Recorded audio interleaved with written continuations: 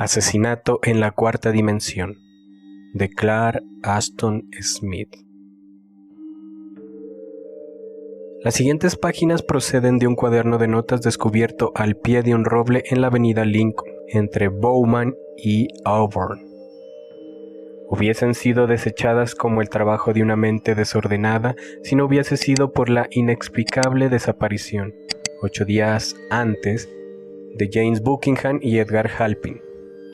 Los expertos aseguran que la letra de mano era indudablemente la de Buckingham. $1 de plata y un pañuelo marcado con las iniciales de Buckingham fueron también encontradas en los alrededores, no muy lejos del cuaderno. No todos creerán que mi odio de 10 años hacia Edgar Halpin era la fuerza que me condujo al perfeccionamiento de una invención peculiar. Solo aquellos que han detestado a otro hombre comprenderán la paciencia con la cual desarrollé mi venganza. La maldad que él me produjo debía ser expiada, tarde o temprano, y nada menos que su muerte sería suficiente. Sin embargo, no me importaba efectuar un simple crimen, sino más bien la ejecución de la justicia. Y como abogado sabía cuán difícil, cuán prácticamente imposible era el encargo de un crimen que no dejara evidencias. Por consiguiente, medité larga e infructuosamente sobre la manera en la cual Halpin debía morir. No tenía razón suficiente para odiar a Edgar. Habíamos sido amigos cercanos durante nuestros días escolares y a través de los primeros años de nuestra vida profesional, como colegas en la ley. Pero cuando Halpin desposó la mujer que yo amaba con completa devoción, toda la amistad cesó de mi parte y fue sustituida por una inexorable enemistad. Incluso la muerte de Alicia, 5 años después del matrimonio, no hizo ninguna diferencia. No podía olvidar la felicidad de la cual había sido privado, la felicidad que ellos habían compartido en esos años como ladrones que eran. No debe suponerse que yo era lo bastante indiscreto como para traicionar mis sentimientos. Halpin era mi socio en la firma de abogados de Auburn, y yo continué siendo un frecuente invitado en su hogar. Dudo que él alguna vez se haya dado cuenta de mis sentimientos por Alicia. Soy de temperamento discreto, moderado, y también soy orgulloso. Nadie, excepto la misma Alicia, percibió jamás mi sufrimiento, pero incluso ella no sabía nada de mi resentimiento. Halpin confiaba en mí, y alimentando como lo hice la idea de una represalia, cuidé mucho de que continuara confiando en mí. Me convertí en una necesidad para él en todos los sentidos. Lo ayudé cuando mi corazón era un caldero de veneno. Proferí palabras de fraternal afecto y di palmadas en su espalda cuando más bien le hubiese enterrado una daga. Conocía todas las torturas y náuseas de un hipócrita, y día tras día, año tras año, elaboré mis planes para la venganza final.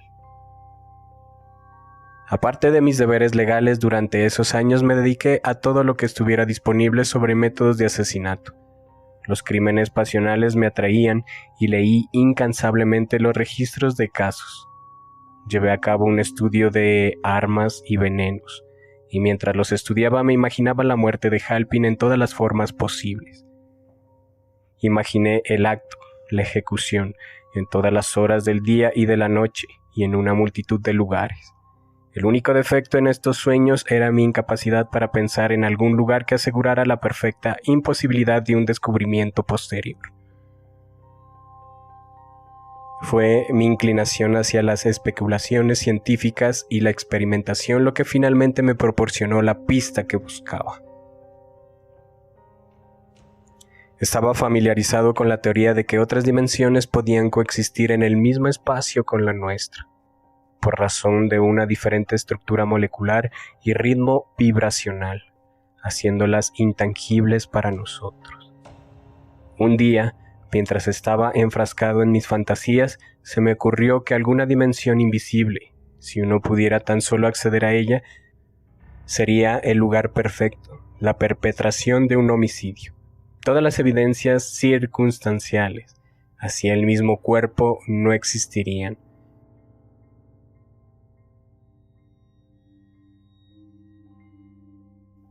En otras palabras, no existiría el corpus delicti. El problema de cómo acceder a esta dimensión era, por el momento, insoluble. Inmediatamente me dediqué a la tarea de considerar los problemas que tenían que superarse y las posibles formas y medios. Existen motivos por los cuales no me molesto en exponer en esta narración los detalles de los muchos experimentos en los cuales me vi involucrado en los siguientes 3 años. La teoría que subyacía a mis pruebas e investigaciones era muy simple, pero los procesos involucrados eran altamente complejos. La premisa era que el ritmo vibracional de los objetos en la cuarta dimensión podía ser artificialmente reproducido por medio de algún mecanismo, y que las cosas o personas expuestas a esa influencia podían ser transportadas a ese reino. Por mucho tiempo todos mis experimentos estuvieron condenados al fracaso.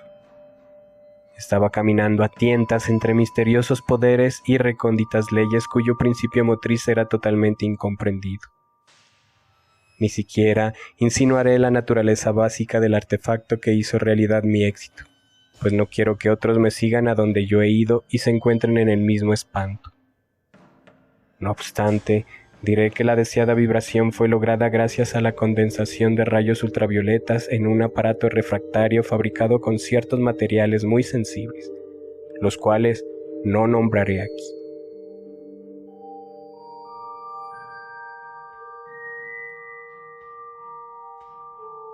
La energía resultante era almacenada en una especie de batería y podía ser emitida desde un disco suspendido sobre una ordinaria silla de oficina, exponiendo todo lo que se encontrase debajo del disco a la influencia de la nueva vibración. El alcance podía ser regulado a corta distancia por medio de un accesorio aislante. Con el uso del aparato finalmente tuve éxito en transportar varios artículos a la cuarta dimensión. Un recipiente para comida, un busto de Dante, una Biblia, una novela francesa y una casa de gatos. Todos desaparecieron de la vista y el tacto en pocos segundos cuando el poder ultravioleta fue proyectado sobre ellos. Sabía que desde ese momento los objetos estaban funcionando como entidades atómicas en un mundo donde las cosas poseen el mismo ritmo que había sido inducido artificialmente por medio de mi mecanismo.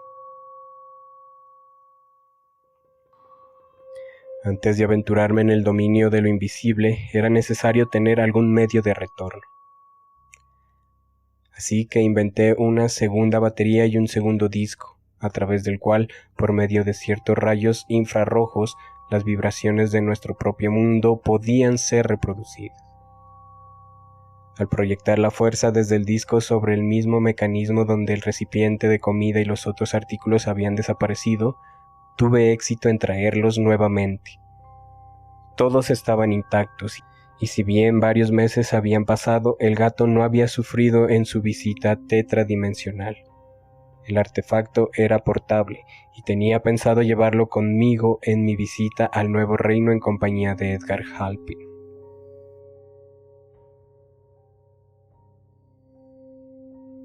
Yo, pero no Halpin, retornaría nuevamente para disfrutar de los afanes de la vida mundana. Todos mis experimentos habían sido llevados a cabo en total secreto para enmascarar su verdadera naturaleza, así como también lograr cierta privacidad. Construí un pequeño laboratorio en el bosque, más precisamente en un rancho sin cultivar de mi propiedad, ubicado a mitad de camino entre Auburn y Bowman. A él me retiraba a intervalos variables cuando tenía tiempo libre, sobre todo para llevar a cabo algunos experimentos químicos de una naturaleza educativa, pero muy lejos de ser inusuales. Nunca admití a nadie en el laboratorio, y no poca curiosidad fue manifestada entre amigos y conocidos en relación a su contenido y a los experimentos que yo estaba realizando. Nunca proferí una sílaba a ninguna persona que pudiera indicar el verdadero objetivo de mis investigaciones. Tampoco olvidaré el júbilo que sentí cuando el artefacto infrarrojo había demostrado su funcionabilidad recuperando el recipiente de comida, el busto, los 2 volúmenes y el gato. Estaba tan ansioso por la consumación de mi retrasada venganza que ni siquiera consideré un viaje preliminar a la 4ª dimensión. Había determinado que Edgar Halpin debía precederme. Sin embargo, sentía que no sería aconsejable comunicarle cualquier cosa relacionada con la verdadera naturaleza de mi aparato o de la planificada excursión. Halpin, en ese entonces, estaba sufriendo de ataques recurrentes de una terrible neuralgia. Un día, cuando se había quejado más de lo usual, le dije, bajo la promesa de una absoluta confidencia, que yo había estado trabajando en un invento para el alivio de semejantes malestares y que finalmente lo había perfeccionado. «Te llevaré al laboratorio esta noche y podrás probarlo», le dije. «Te mejorará en un instante. Lo único que tendrás que hacer será sentarte en una silla y dejar que proyecte sobre ti la corriente. Pero no le digas a nadie». «Gracias, viejo amigo», contestó. «Ciertamente estaré agradecido si puedes hacer algo para aliviar este condenado dolor. Se siente como si fueran taladros eléctricos penetrando a través de mi cabeza todo el tiempo». Yo había elegido el momento cuidadosamente, porque todas las cosas debían favorecer el mantenimiento del secreto.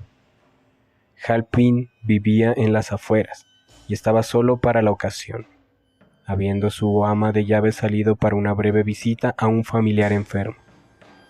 La noche estaba oscura y neblinosa, y me puse en marcha hacia la casa de Halpin, recogiéndolo poco después de la hora de la cena, cuando pocas personas estaban fuera de sus casas. No creo que nadie nos haya visto cuando abandonamos la ciudad. Conduje a través de una rústica y poco transitada ruta la mayor parte del trayecto. No nos topamos con nadie. Halpin profirió una exclamación de sorpresa cuando encendí las luces del laboratorio. «Ni siquiera había soñado que tenías tantas cosas aquí», comentó, observando con respetuosa curiosidad. Señalé la silla sobre la cual estaba suspendido el dispositivo ultravioleta. «Toma asiento, Ed», dije. «Pronto curaremos todo lo que te aqueja». «¿Seguro que no vas a electrocutarme?», bromeó. Un estremecimiento de violento triunfo corrió a través de mí cuando él se sentó. Todo estaba ahora en mi poder, y el momento de la recompensa por los 10 años de humillación y sufrimiento estaba al alcance de mi mano. Halpin no sospechaba nada. El pensamiento de cualquier daño a su persona o alguna traición de mi parte habría sido increíble para él. Colocando mi mano bajo mi abrigo, acaricié la empuñadura del cuchillo de caza que llevaba. «¿Todo listo?», pregunté. «Seguro, Mike. Adelante». Había encontrado el ángulo exacto que envolvería todo el cuerpo de Halpin sin afectar la silla. Fijando mi vista sobre él, presioné el pequeño tirador que encendió la corriente de los rayos vibratorios. El resultado fue instantáneo. Su cuerpo se esfumó como una bocanada de humo. Por un momento aún podía ver sus contornos y la mirada de fantasmal asombro en su rostro.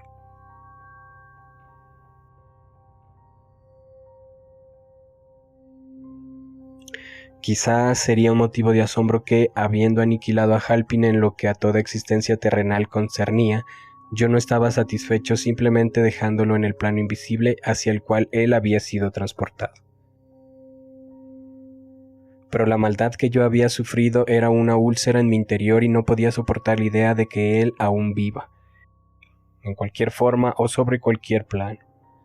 Nada, sino la muerte absoluta, sería suficiente para extinguir mi resentimiento, y la muerte debía ser infligida por mis propias manos. Ahora solo restaba seguir a Halpin dentro de ese reino, cuyas características y condiciones no tenía idea. Estaba seguro, no obstante, de que podía entrar y retornar a salvo. El regreso del gato no dejaba ningún espacio para la duda en ese sentido. Apagué las luces y, sentándome en la silla con el dispositivo infrarrojo portátil en mis brazos, encendí el poder ultravioleta. La sensación era la de estar cayendo a una velocidad de pesadilla dentro de un gran abismo. Mis oídos estaban sordos por el intolerable trueno del descenso.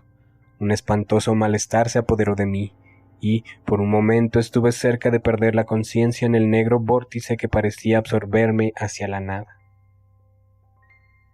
Entonces la velocidad de la caída fue reduciéndose poco a poco, y suavemente me posé sobre algo sólido. Había un tenue brillo que creció mientras mis ojos se acostumbraban a él, y por esta luz vi a Halpin parado a unos pocos pies de distancia. Detrás de él había oscuras y amorfas rocas, y los vagos contornos de un paisaje desolado de montañas bajas y llanuras primordiales. Si bien yo podría haber deducido que esperar, estaba de alguna manera sorprendido por el carácter del medio ambiente en el cual me hallaba. En una suposición habría dicho que la cuarta dimensión sería una tierra más colorida, compleja y variada, de múltiples tonalidades y formas y ángulos. A pesar de ello, con su espantosa y primitiva desolación, el lugar era verdaderamente ideal para la realización del acto que me había propuesto. Halpin se me acercó en la luz incierta. Había asombro y una mirada casi idiota en su rostro. ¿Qué pasó? Al fin pudo articular. No importa lo que pasó. Eso es nada en comparación con lo que ocurrirá ahora. Coloqué el dispositivo portátil en el suelo mientras hablaba. La mirada de asombro aún estaba en el rostro de Halpin cuando saqué el cuchillo y lo apuñalé. En esa estocada, todo el odio reprimido, todo el ulceroso resentimiento de 10 años insufribles fueron finalmente vindicados. Cayó, se estremeció un poco y yació quieto. La sangre manaba muy lentamente y formó un charco. Recuerdo haberme preguntado acerca de su lentitud, aún entonces, pues el derrame parecía continuar a través de las horas y los días. De alguna manera permanecí allí, estaba obsesionado por un sentimiento de irrealidad. Sin lugar a dudas, la tensión bajo la cual había estado, el estrés diario de intensas emociones y una década de esperanzas aplazadas, me había dejado incapaz de comprender la consumación final de mi deseo, cuando éste al fin se cumplió. Al final decidí que era tiempo de regresar. Seguramente no ganaba nada permaneciendo al lado del cuerpo en medio del inenarrable espanto del paisaje de la cuarta dimensión. Coloqué el dispositivo en una posición donde sus rayos podrían ser proyectados sobre mí y presioné el interruptor. Fui consciente de un vértigo repentino y sentí que estaba a punto de iniciar otro descenso dentro de las insondables y vertiginosos abismos. Pero nada sucedió, y descubrí que aún estaba parado al lado del cuerpo en el mismo horroroso entorno. El asombro y una creciente consternación me abatieron. Aparentemente, y por alguna desconocida razón, el dispositivo no trabajaría en la manera en la que confiadamente esperaba. Quizás en estos novedosos alrededores existía alguna barrera que obstaculizaba el desarrollo del poder infrarrojo. No lo sé, pero de cualquier modo allí me encontraba, en un apuro verdaderamente singular y muy lejos de ser agradable. No sé por cuánto tiempo me afané en un creciente frenesí con el mecanismo, esperando que algo se haya averiado temporalmente y que pudiese ser reparado si la causa era descubierta. Sin embargo, todos mis intentos fueron en vano. La máquina se encontraba en perfecto estado, pero la fuerza necesaria no estaba disponible. Probé exponer pequeños artículos a la influencia de los rayos. Una moneda de plata y un pañuelo se disolvieron y desaparecieron muy lentamente, y sentí que debieron haber regresado a los niveles de la existencia mundana. Pero evidentemente, la fuerza vibracional no era lo suficientemente poderosa como para transportar un ser humano.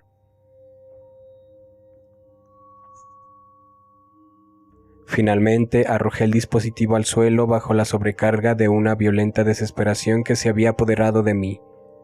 Sentí la necesidad de acción muscular, de un movimiento prolongado, así que emprendí inmediatamente la exploración del extraño reino en el cual yo me había involuntariamente aprisionado. No era un paisaje terrenal, sino una tierra como la que podría haber existido antes de la creación de la vida. Estaban los ondulantes espacios vacíos y desolados bajo el gris uniforme de un cielo sin luna o sol, estrellas o nubes. desde el cual un incierto y difuso brillo era arrojado sobre el mundo de abajo. No había sombras, pues la luz parecía emanar de todas direcciones. En algunos lugares el suelo era un polvo gris y en otros un viscoso lodo gris. Y las montañas que ya he mencionado eran como las espaldas de monstruos prehistóricos surgiendo desde el limo primordial. No había señal de insectos o vida animal, no había árboles ni hierbas, y ni siquiera una brizna de estas, un parche de musgo o líquen, tampoco un rastro de algas. Muchas rocas estaban esparcidas caóticamente a través de la desolación y sus formas eran semejantes a las que demonios idiotas podrían haber ideado en imitación a la obra de Dios. La luz era tan lúgubre que todas las cosas se desvanecían a corta distancia y no podía decir si el horizonte estaba cerca o lejos. Debí haber vagado por varias horas manteniendo un curso progresivo tan directo como pude. Tenía una brújula, un objeto que siempre llevaba conmigo pero que se rehusó a funcionar, y me vi forzado a concluir de que no habían polos magnéticos en este nuevo mundo. Repentinamente, mientras giré una pila de las enormes rocas amorfas, me topé con un cuerpo humano que yacía en el suelo y me dije incrédulamente que era Halpin. La sangre aún manaba de su abrigo y el pozo que había formado no era más grande que cuando yo inicié mi exploración.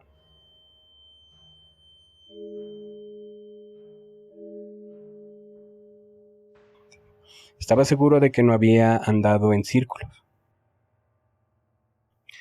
¿Cómo entonces pude yo haber retornado a la escena del crimen? El enigma casi me enloqueció mientras lo reflexioné, y me puse en marcha con frenético vigor en la dirección opuesta de aquella que había tomado anteriormente. En todos los aspectos, la escena a través de la cual ahora caminaba era idéntica a la que se extendía al otro lado del cuerpo. Era difícil creer que las bajas montañas, los sombríos niveles del polvo, la luz, las monstruosas rocas no eran las mismas.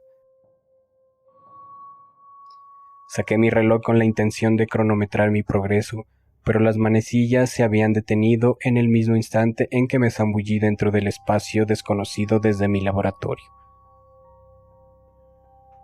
Luego de caminar una enorme distancia durante la cual, y para mi sorpresa, no me sentía fatigado en lo absoluto, regresé una vez más al cuerpo.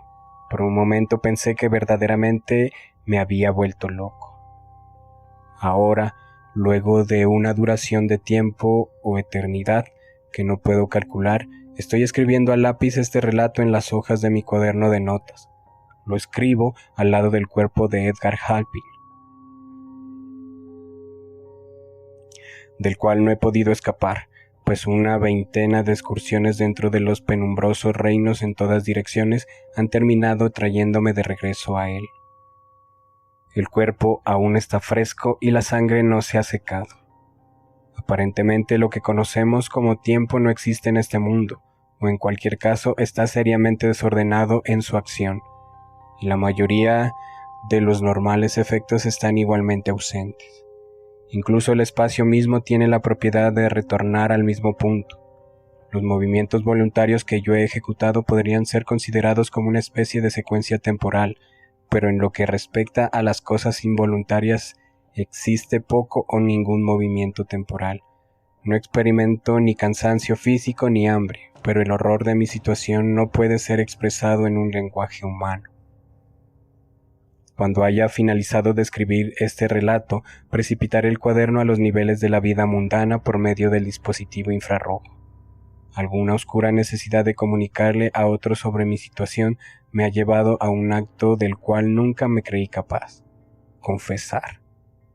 Aparte de eso, la redacción de mi relato es, al menos, un indulto temporal de la desesperada locura que muy pronto caerá sobre mí, y del gris y eterno horror del limbo en el cual me he condenado a mí mismo junto al cuerpo incorruptible de mi víctima.